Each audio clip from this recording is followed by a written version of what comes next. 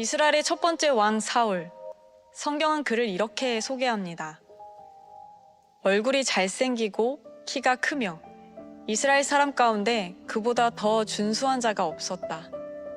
사람의 눈에 사울은 완벽한 선택이었습니다. 그러나 성경은 이렇게 덧붙이죠. 사람은 외모를 보거니와 여호와는 중심을 보시느니라. 사울의 시작은 겸손했습니다. 나는 가장 작은 지파 사람입니다. 스스로를 작게 여기던 때에 하나님은 그를 세우셨습니다. 사울의 출발점은 어떠한 능력이 아니라 하나님을 의지하는 자리였습니다. 그런데 어느 순간 그의 방향이 조금씩 미세하게 달라지기 시작합니다. 길갈에서 하나님은 분명 사울에게 말씀하셨습니다. 사무엘이 올 때까지 기다리라. 시간이 흐르며 불안해지는 상황 앞에서 사울은 끝내 사무엘을 기다리지 못합니다. 말씀보다 상황을 먼저 보고 하나님의 뜻보다 자신의 판단을 앞세웠습니다. 사울의 문제는 하나님의 말씀을 끝까지 지키지 못했다는 것이었습니다. 사울은 버림받은 왕이 아니라 하나님을 필요로 하지 않게 된 왕이었습니다. 사울의 삶은 우리에게 묻습니다. 지금도 여전히 그 자리에서 하나님을 바라보고 있는지 말입니다. 오늘 말씀을 통해 사울의 이야기가 우리에게 던지는 질문 속으로 함께 들어가 보겠습니다.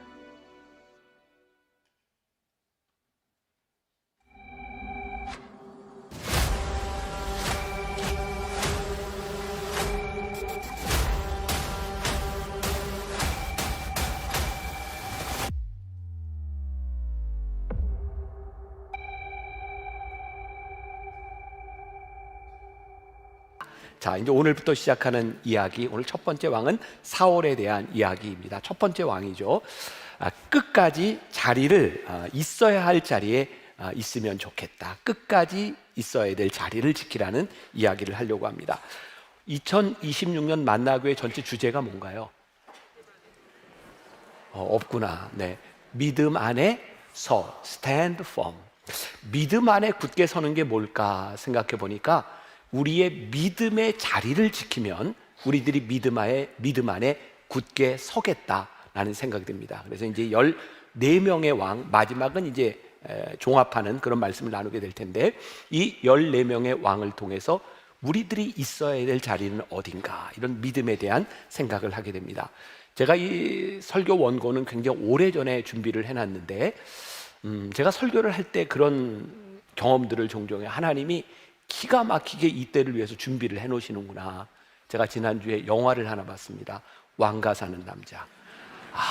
근데 이 왕가 사는 남자를 보면서 왕들의 이야기, 하나님께서 그 영화를 보고 여러분들에게 뭔가 메시지를 주시지 않을까. 영화를 보는데 사실 그게 재밌었어요. 근데 중간에 제가 너무 피곤해서 좀 졸았어요. 그리고 이제 일어나서 영화를 계속 보는데 맨 마지막 끝날 때 엔딩 크레딧에 이렇게 몇 가지 역사에 대한 글이 나오는데, 이 중에 아마 4분의 1 정도는 이제 봤을 것 같아요. 눈물이 왈칵 나오더라고요. 그런 글이었어요. 조선 후기 현종실록에 노산군이 해를 당했을 때, 노산군은 단종입니다. 해를 당했을 때 시신을 거두어 주는 사람이 아무도 없었는데 그 고을의 향리 엄흥도가 가서 곡하고 스스로 관각을 마련하여 거두어 묻었다. 엄흥도는 후에 충의공 시호를 받습니다. 그리고 시신을 수습한 대가로 일가가 고통을 받기도 합니다. 엄흥도는 이런 말을 합니다. 의로운 일을 하고 화를 당하는 것은 마음에 달게 여기는 바요, 두려워하는 바가 아니다. 단종과의 그런 관계를, 물론 조금 이제 영화적으로 각색하기 있었겠지만, 저에게 이 영화가 정말 힘있게 다가온 것은 영화가 아니라 바로 이 역사의 기록이었어요.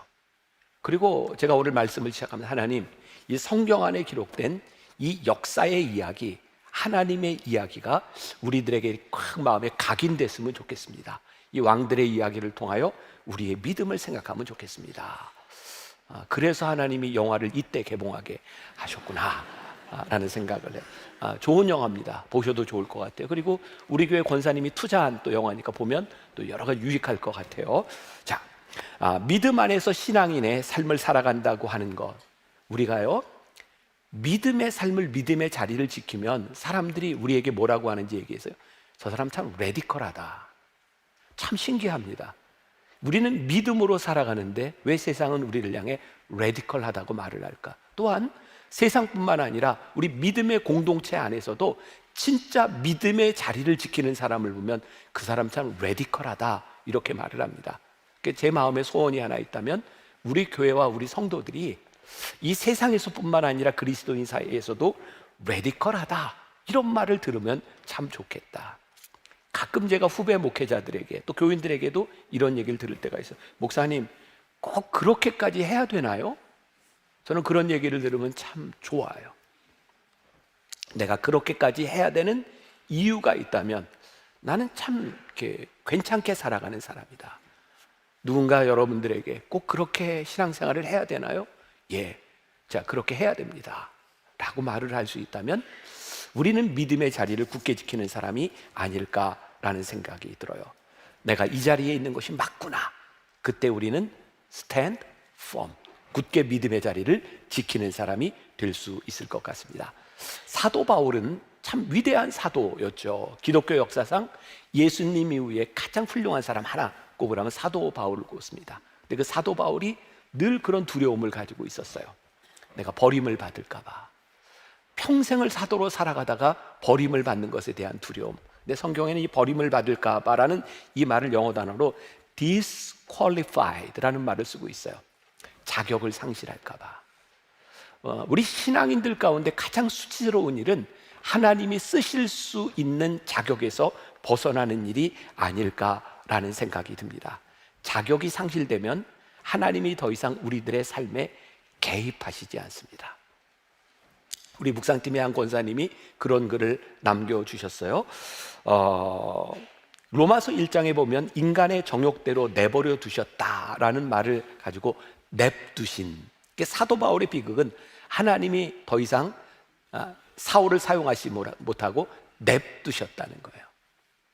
하나님이 우리를 간섭하지 않고 냅두시면 때로 우리들의 삶에 고난이 오지 않을 수도 있어요. 그냥 편안하게 살 수도 있어요. 근데 하나님이 우리를 냅두시면 결국 그 냅두신 인간은 심판을 받게 되어 있습니다. 이 사울을 통해서도 우리들이 보게 되겠지만 하나님이 처음부터 그를 완전히 버리신 것이 아니었어요. 하나님은 사울 왕에게 끊임없이 기회를 주셨습니다. 그런데 그가 하나님을 버렸을 때 하나님은 그를 냅두십니다. 혹시 여러분들 가운데 여러분들의 신앙 여정과 여러분들의 삶의 여정 가운데 고난을 당하고 있거나 어려움을 당하고 있는 사람이 있다면 괜찮습니다. 하나님께서 여러분들 냅두시지 않았다는 증거일 수 있기 때문에 그렇습니다. 오늘 말씀의 주인공 사울은 하나님이 냅두심으로 인하여 자격을 상실한 사람이었어요. 사무엘 선지자가 사울 왕에게 이렇게 질문을 합니다. 어찌하여 왕이 19절에 여호와의 목소리를 청종하지 아니하고, 그랬더니 사울 왕이 20절에서 이렇게 항변을 해요. 사울이 사무엘에게 이르되 나는 실로 여호와의 목소리를 청종하여 여호와께서 보내신 길로 가서 아말렉 왕 아각을 끌어왔고 아말렉 사람들을 진멸하였으나, 만일 이 말씀이 진멸하였습니다 라고 끝났으면 아무 문제가 없습니다. 근데 진멸하였으나 여기에 문제가 있는, 조금 후에 더 다루겠습니다. 22절에 사무엘이 이르되 여호와께서 번제와 다른 제사를 그의 목소리를 청종하는 것을 좋아하심같이 좋아하시겠나이까. 아주 유명한 말씀이 여기서 나오고 있죠. 순종이 제사보다 낫고 듣는 것이 순양의 기름보다 나으니. 사울은 사무엘이 기다리라고 하는 이 명령을 어기고 조급하게 행동합니다. 조금 전에 요 영상에서 소개하는데 사무엘상 13장 얘기가 나왔는데 보셨어요? 안 보셨어요? 잊어버리셨어요? 그래서 이거를 해야 돼. 13장에 무슨 얘기가 나왔는지 아세요? 하세요, 통독. 자, 요거 이제 하는 동안 사무엘상 13장에 보면 이제 하나님께서 이 전쟁에서, 내가 전쟁을 하기 전에 사무엘이 올 때까지 기다려라 라고 이야기를 하는데 사울이 그거 기다리지 못합니다. 그래서 자기 마음대로 제사를 드리게 되죠. 하나님께서는요, 그 사울 하나님의 명령을 순종하지 않는 사울을 버리십니다. 제사는 뭔가요? 오늘날로 얘기하면 예배잖아요. 지금 사울은 왜 제사를 자기 마음대로 드렸을까요? 지금 빨리 전쟁을 해야 되는 거예요.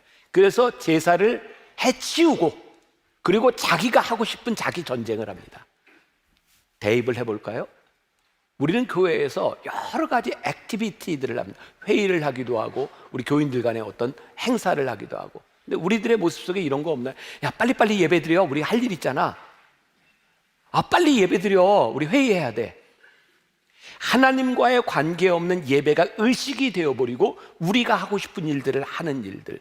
사울이요, 하나님 앞에 쓰임받지 못한 이유 가운데 하나는 그가 제사를 드리지 않은 것, 우리가 예배를 드리지 않은 것 때문이 아니라 하나님과 관계없는 의식을 해치워버리고 그가 하고 싶은 일을 하고 있는 사울을 하나님이 쓰시지 않았다는 이야기입니다.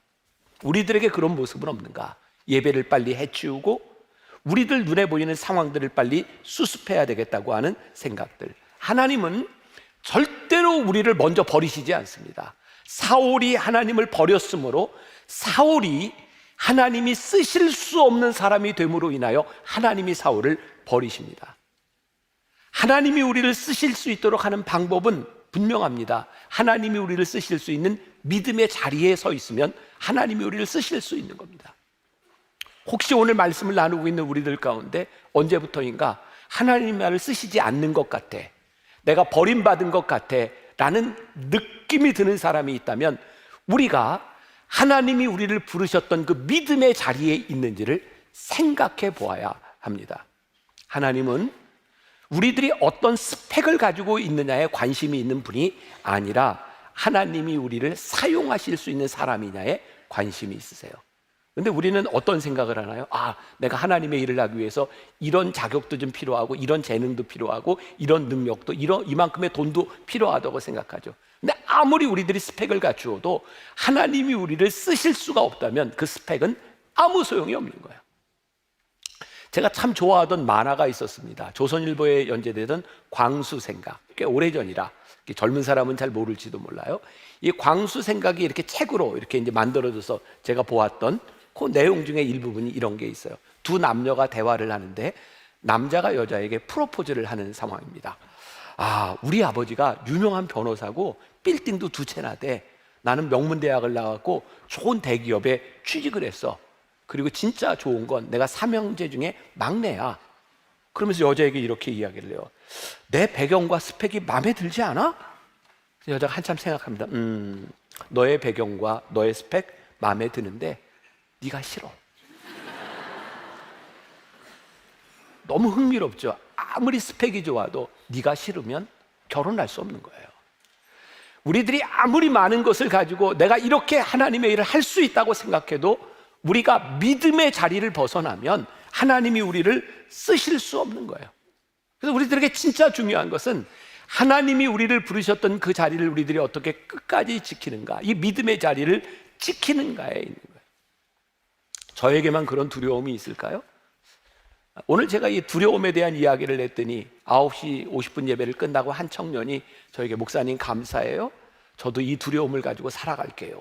그렇게 이야기를 하더라고요. 어떤 두려움이냐면 제가 만나교회 담임 목사로 불림을 받고 아니 지금 만나교회에서만 지금 28년째 목회를 하고 있는데 내가 끝까지 이 자리에 하나님이 쓰실 수 있는 자리에 있어야 되는데 나는 이 자리를 지킬 수 있을까? 여러분들이 때로는 어떤 직분으로 여러분들을 어떤 자리로 하나님이 부르셨는데 하나님이 우리를 끝까지 쓰실 수 없다면 우리는 믿음의 자리를 벗어난 사람이에요. 히브리서 11장 6절에 하나님이 기뻐하시는 믿음에 대하여 이야기합니다. 우리 같이 한 목소리로 봉독해 볼까요? 자, 시작. 믿음이 없이는 하나님을 기쁘시게 하지 못하나니 하나님께 나아가는 자는 반드시 그가 계신 것과 또한 그가 자기를 찾는 자들에게 상 주시는 이심을 믿어야 할지니라. 믿음이 없이는 하나님을 기쁘시게 하지 못하고 믿음이 없이는 하나님이 사용하지 못하고 믿음이 없으면 하나님이 상을 주시지 않는다. 사울 왕의 문제, 믿음의 관점에서 사울 왕의 문제는 무엇인가? 오늘 본문 17절에서 사무엘이 이렇게 이야기를 합니다. 왕이 스스로 작게 여길 그때에 이스라엘 지파의 머리가 되지 아니하셨나이까? 메시지 성경에서 유진 피터스는 이렇게 설명을 해요. 처음 이 길에 들어설 때 당신은 보잘것없는 사람이었습니다. 왕께서도 그것을 알고 있었습니다. 그때 하나님께서 당신을 이스라엘 가운데 가장 높이 두셔서 왕으로 삼으셨습니다. 스스로 작게 여길 때에, 하나님을 바라볼 수 있을 때에 하나님께서 그것을 귀하게 여기셨습니다. 그런데 지금 당신이 변했습니다. 왕이 되어 많은 일들을 하고 내 능력이 있다고 생각할 때 하나님이 쓰실 수 없는 사람이 되어버렸습니다 라고 말을 하고 있어요. 하나님이 사울을 세우신 이유는 그를 사용하기 위해서인데, 하나님이 쓰시기 위해서인데, 어느 날 보니까 사울이 더 이상 나는 하나님의 도움이 필요 없어, 하나님이 쓰실 수 없는 사람이 되어 있으니 하나님이 더 이상 그를 왕으로 두실 수가 없었던 거죠. 오늘 우리가 하나님의 도구가 되지 못하는 이유는 하나님께서 우리를 버리신 것이 아니에요. 우리가 하나님의 도구로 쓰임받는 자리에 있지 않은 것이 문제인 거죠. 주부들에게는 이게 좀 와닿을지 모르겠어요. 저는 이렇게 주부 생활을 하는 사람은 아니지만 가끔 이렇게 제가, 그제도 제가 이렇게 저녁을 좀 했어요. 좀 밥도 하고 좀 이렇게 하고, 내가 볶음밥도 하고 막 고기도 굽고 했는데, 하려고 이렇게 열어보면 꼭 제 아내한테 그거 어디 있어 하고 물어봐야 될 때가 많이 있어요. 제 아내는 어디 있는지 딱 알아요. 왜냐하면 꼭 필요한 자리에 이렇게 딱 꽂아놓고 있습니다. 그런 상상을 해요. 제가 이렇게 때때로 가위도 필요하고 집게도 필요하고 이렇게 뒤집는 뒤집개 이런 거 필요한데, 내가 있어야 될 자리에 없으면 그걸 쓸 수가 없는 거예요. 전 그런 상상이 들더라고요. 이 주방을 사용하는 주부들도 자기가 써야 될 곳에 용품이 있어야 쓰는데, 하나님이 우리를 쓰시겠다고 부르는 우리들의 인생이 그 자리에 있지 아니하면 하나님이 우리를 어떻게 쓰시겠는가? 모두를 동일하게 부르시지는 않았어요. 우리를 어떤 자리로 부르셨는지 모르지만 우리를 부르셨던 그 자리에 하나님이 우리를 쓰실 수 있도록 우리가 그 자리를 지키고 있는가? 오늘 우리가 읽은 본문 말씀 21절에 보니까 사울이 대답하여 이르되 나는 이스라엘 지파의 가장 사무엘상 9장 21절이에요. 사울이 대답하여 이르되 나는 이스라엘 지파의 가장 작은 지파 베냐민 사람이 아니니까, 또 나의 가족은 베냐민 지파 모든 가족 중에 가장 미약하지 아니하니까 당신이 어찌하여 내게 이같이 말씀하시나이까 하니, 바로 이런 사울의 모습을 하나님이 쓰셨다. 사울이 살아온 삶의 흔적이 있어요. 참 흥미롭죠? 우리들의 삶의 흔적. 우리들의 삶은 하나의 사건으로 규정되는 것이 아니라 우리들의 삶의 전체 흔적을 통하여 우리들이 어떤 사람인지가 드러나는 거예요. 어떤 사람이 승리하는 사람일까요? 삶의 흔적이 괜찮은 사람이에요. 한 번의 사건이 아니라, 한 번의 은혜를 받았던 것이 아니라, 어떻게 우리들의 삶을 이 인생 가운데 그대로 이어갈 수 있는가? 오늘 제가 이런 부제를 하나 달았어요. 하나님을 앞서지 마라. 그래야 하나님이 우리를 쓰실 수 있다. 사무엘상 15장은 사울이 아말렉과의 전쟁에서 승리하고 난 이후에 하나님께서 그를 버리신 이유를 보여주고 있어요. 10절, 11절, 12절 제가 읽어드립니다. 여호와의 말씀이 사무엘에게 임하니라. 이르시되 내가 사울을 왕으로 세운 것을 후회하노니 그가 돌이켜서 나를 따르지 아니하며 내 명령을 행하지 아니하였음이니라 하신지라. 사무엘이 근심하여 온 밤을 여호와께 부르짖으니라. 사무엘이 사울을 만나려고 아침에 일찍이 일어났더니 어떤 사람이 사무엘에게 말하여 이르되 사울이 갈멜에 이르러 자기를 위하여 기념비를 세우고 발길을 돌려 길갈로 내려갔다 하는지라. 성경에는 두 가지의 기념비가 존재합니다. 오늘 사울이 자기를 위해 세운 기념비는 자기를 드러내는 기념비고, 대표적으로 길갈에 이스라엘 백성들이 처음 가나안 땅에 들어가기 위하여 요단강을 건너고 난 후에 요단강이 갈라지고 하나님께서 기념비를 세우라고 말씀하시죠. 각 지파의 돌을 하나하나 들어다가 쌓고 기념비를 세우며 하나님이 이렇게 말씀합니다. 나중에 너희 후손들이 이게 무엇냐고 묻거든 하나님께서 너희로 하여금 이 강을 건너게 하신 하나님의 역사를 알게 하라. 기념비가 무엇을 알게 하라? 하나님이 행하시는 일을 알게 하라.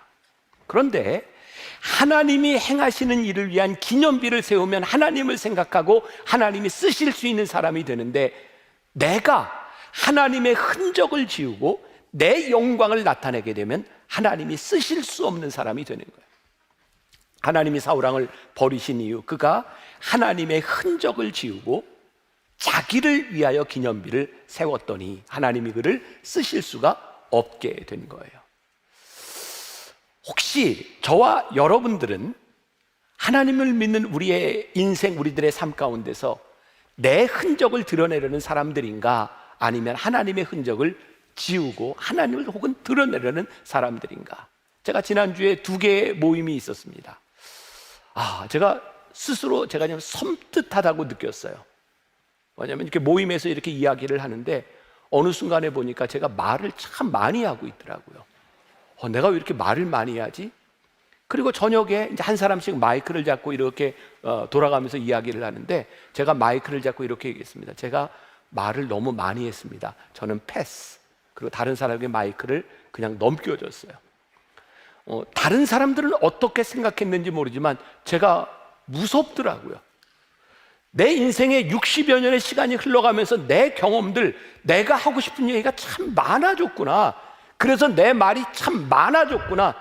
그게 참 무섭더라고요. 우리들에게서 하나님의 기념비가 세워지고 있는지, 아니면 내 기념비를 세우고 있는지, 하나님의 흔적을 지우고 있는지, 아니면 끊임없이 하나님을 드러내기 위해서 내 흔적을 지우고 있는지. 마태복음 9장 23절에서 예수님께서 제자들에게 제자도에 대해서 말씀하세요. 너희들이 나를 따라오려거든 자기를 부인하고 날마다 자기 십자가를 지고 나를 따를 것이니라. 자기 십자가를 지고 따르는 게 뭔지 아세요? 하나님의 뜻대로 살아가기 위해서는 필연적으로 자기 뜻을, 자기를 부인하지 않고는 하나님을 따라갈 수가 없는 거예요. 그런데 아버지의 뜻대로 살아가는 신앙 생활을 하는 사람을 보면 사람들이 이야기합니다. 야, 참 레디컬하네. 너무 흥미롭죠. 너무나 당연하게 신앙인들이 하나님의 뜻을 따라가야 되는데 하나님의 뜻을 따라가는 사람들이 레디컬하게 보이는 겁니다. 우리가 믿음의 자리를 지키고 있으면 우리의 신앙은 필연적으로 레디컬해질 수밖에 없다. 저는 그런 꿈을 꿉니다. 저와 우리 교회와 우리 교인들이 이 믿음의 자리에서 레디컬하다는 말을 들을 수 있는 사람이 되었으면 좋겠다. 무엇이 하나님을 기쁘시게 하는가? 요한복음 3장 30절에 보면 세례 요한이 이렇게 말을 합니다. 그는 흥하여야 하겠고 나는 쇠하여야 하리라 하니라. 우리 교회는 비교적, 아니 제가 느끼기엔 별로 이렇게 갈등이 없는 교회죠. 참 좋은 교회죠. 별로 싸움이나 이런 게 없는 교회니까 참 좋은 교회라는 생각이 들어요. 근데 제가 주변에서 이렇게 보면 교회 안에서 일어나는 대부분의 갈등들은 악한 일을 하려고 싸우는 것이 아니라 늘 하나님을 위하여, 교회를 위하여 이런 말을 달고 삽니다. 근데 참 신기하잖아요. 하나님을 위하여 내가 싸운다면, 하나님의 영광을 위하여 뭔가 싸운다면 진짜 하나님의 영광을 위하여 그냥 내가 납작 엎드려야 될 때가 있습니다. 그러니까 하나님만 드러나면 되니까. 근데 우리는 그렇게 하지 않죠. 내가 결백하고 내가 의롭다고 하는 것을 증명할 때까지 싸웁니다. 하나님을 위하여라고 하는 말을 하고는 있지만 실상은 나의 의와 나를 위하여 싸울 때가 많이 있습니다. 사울이요, 하나님을 위하여 제사를 드린다고 이야기를 하고 하나님을 위하여 좋은 것들을 구별하였다고 이야기를 하지만 하나님은 그것을 통해 영광을 받으시지 않습니다. 무서운 겁니다. 우리들이 초신자 때 하나님이 우리를 처음 부르셨을 때는 그런 생각을 하지 않습니다. 부르심에 제가 합당하게 살아가겠습니다. 그런데 부르심을 통하여 우리들에게 업적이 쌓여지기 시작하면 내가 쌓은 그 업적을 위하여 싸웁니다. 하나님을 위하여라고 말을 하지만 하나님의 영광은 가려질 때가 많이 있습니다. 우리들에게 주어진 이 믿음의 자리를 끝까지 우리들이 지키고 있는가? 좋은 일, 위대한 일을 꿈꾸는 것도 중요하지만 우리 속에 계신 그분의 일을 위하여 우리들이 어떻게 쓰임받을 준비가 되어 있는가? 제가 어제 새벽에 이 말씀을 이렇게 묵상하다가 떠오른 찬양이 하나 있었어요. 주님을 보게 하소서, 내 뜻과 내 생각 내려놓고. 우리 한번 같이 불러볼까요? 주님을 보게 하소서. 주님을 보게 하소서. 나를 붙드소서. 나를 붙드소서. 내 뜻과 내 생각 내려놓고 주님 앞에 나 엎드려 주님 앞에 나 엎드려 주의 음성 기다리니 나를 부르실 때 믿음으로 걸어 주님을 보게 하소서. 주님을 보게 하소서. 나를 붙드소서. 나를 붙드소서. 내 뜻과 내 생각 내려놓고 주님 앞에 나 엎드려 주의 음성 기다리니 주의 음성 기다리니 나를 부르실 때 믿음으로 걸어 우리 한 번 더 주님을 보게 하소서. 주님을 보게 하소서. 나를 붙드소서. 나를 붙드소서. 내 뜻과 내 생각 내려놓고 내 뜻과 내 생각 내려놓고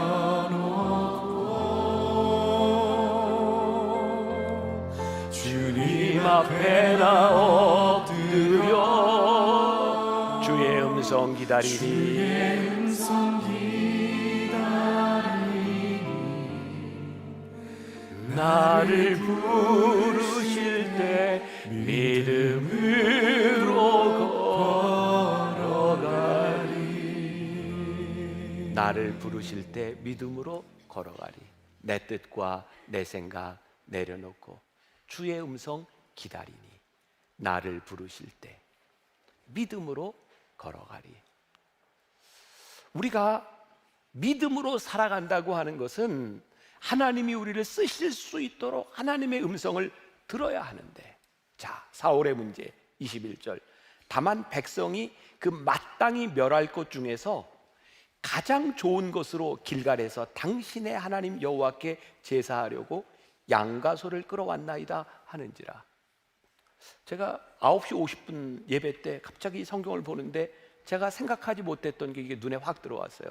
당신의 하나님 여호와가, 사울 왕에게 하나님이 더 이상 나의 하나님이 아니구나. 당신의 하나님이 좋아하시는 거. 하나님이 더 이상 인격적이지도 않고 그와 별로 상관이 없어요. 그냥 사울은 그가 좋아하는 것을 당신의 하나님도 좋아하실 걸로 생각하면서 하나님의 음성을 청종하지 아니하고 자기가 옳은 것, 자기가 원하는 것을 행합니다. 하나님이 주시는 것을 붙잡지 아니하고 내가 원하는 것, 이거 붙잡으면 되겠다 생각하는 이 붙잡음이 얼마나 위험한 일인지 몰라요.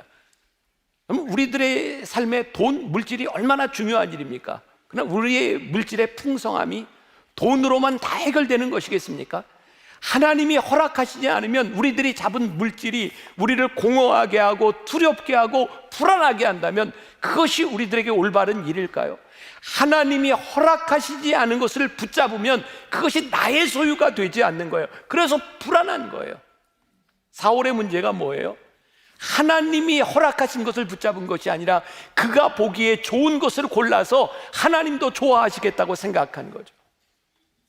삶의 풍요는 돈과 관계되어 있는 것이 분명하지만 그것이 절대적인 것은 아니에요.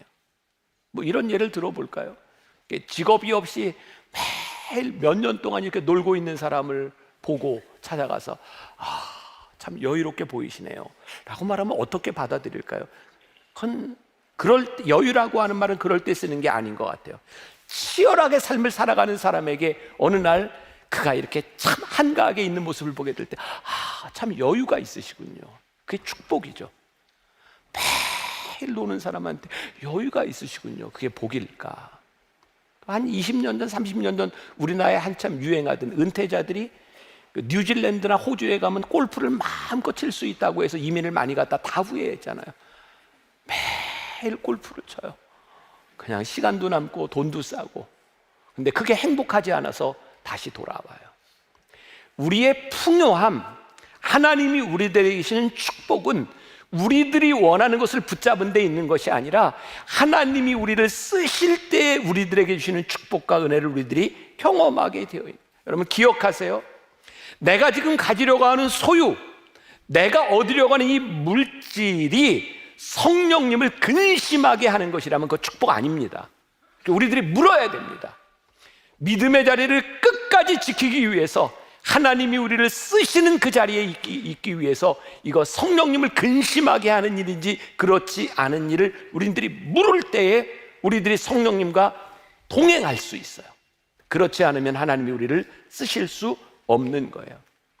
끝까지 순종한다는 거, 그게 어떤 의미일까? 순종은 스스로 작게 여기는 자의 몫이다. 스스로 작게 여겼을 때 순종하는 사람이 된다.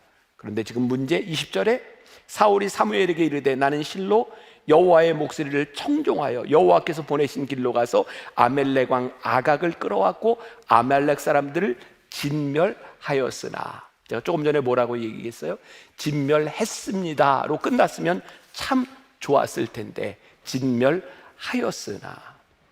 사울왕이 지금 하나님의 명령을 이해하지 못했을까요?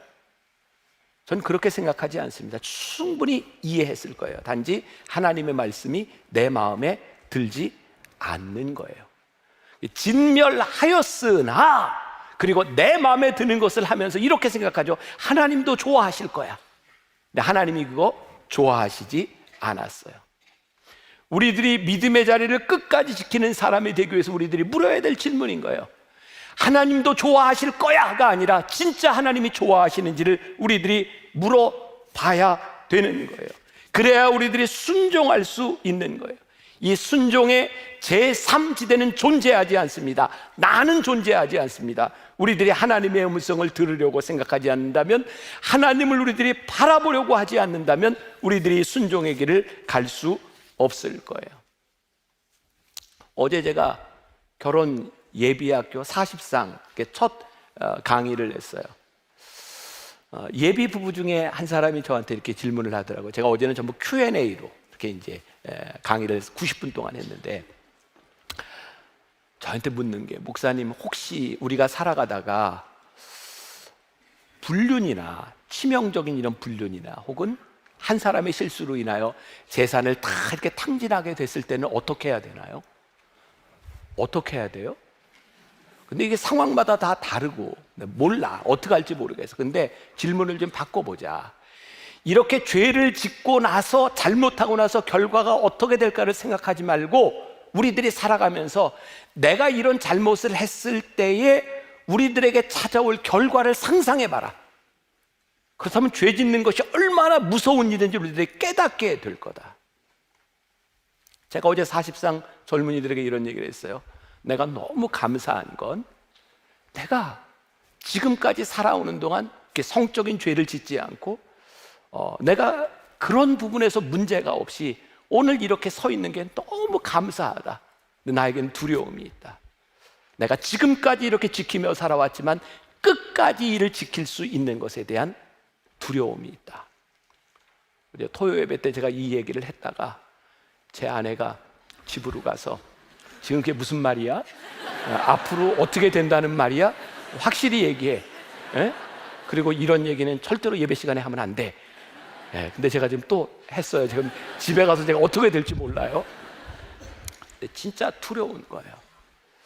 내가 죄에 대해서 무방비 상태로 있습니다라고 하는 게 두려운 것이 아니라, 내가 이 자리에 불리움을 받았는데 하나님, 제가 이 자리에서 하나님 끝까지 쓰실 수 있는 사람이 되어야 되는데 제가 그 자리를, 믿음의 자리를 지키게 하여 주옵소서. 이게 저에게만 찾아오는 두려움이어야 할까요? 우리들 모두에게 찾아오는 두려움이어야 될 것 같아요. 어느 순간부터인가 하나님의 말씀을 경청하지 아니하고 들으려고 하지 않으면 우리는 하나님이 좋아하실 거야 라고 하면서 우리의 믿음의 자리가 아닌 내 자리에 서서 하나님의 흔적을 지우려고 할지 몰라요. 프랭클린 루즈벨트 대통령에 대한 유명한 일화가 있습니다. 미국 사람들 파티하고 무도회하고 이런 거 자주 하는데, 이 무도회에서 파티 자리에서 지루하게 느껴지니까 사람들이 이렇게 너무 건성건성 피상적으로 대하는 것 같으니까 루즈벨트 대통령이 장난기가 좀 발동이 됐던 것 같아요. 만나는 사람마다 이렇게 말을 했답니다. 저 오늘 아침에 할머니를 죽였어요. 근데 사람들이 악수하면서 이렇게 대답을 하대요. 아, 대단하십니다. 아, 정말 정이 많으시군요. 앞으로도 그렇게 하세요. 이렇게 대답을 해요. 안 들었다는 얘기예요.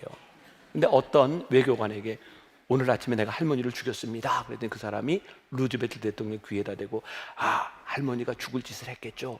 라고 이건 제가 무슨 얘기를 하고 싶은가 들어야 답변을 할 수 있는 거예요.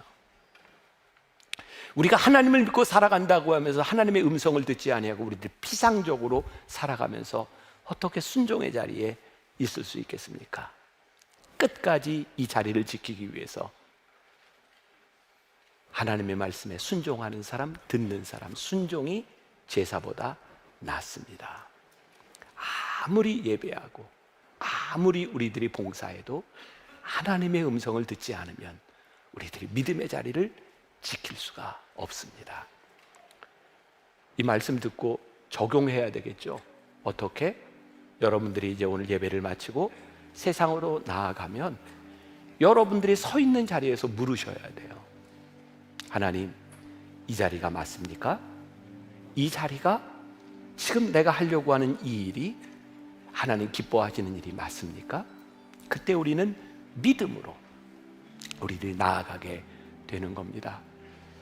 저와 여러분, 우리 만나교회, 하나님이 끝까지 쓰실 수 있는 그런 믿음의 자리를 잘 지키는 우리가 될 수 있기를 주님의 이름으로 간절히 축원합니다. 나 주님의 기쁨 되기 원하네, 이 가사가 여러분들의 고백이 될 수 있도록 우리 같이 찬양하겠습니다.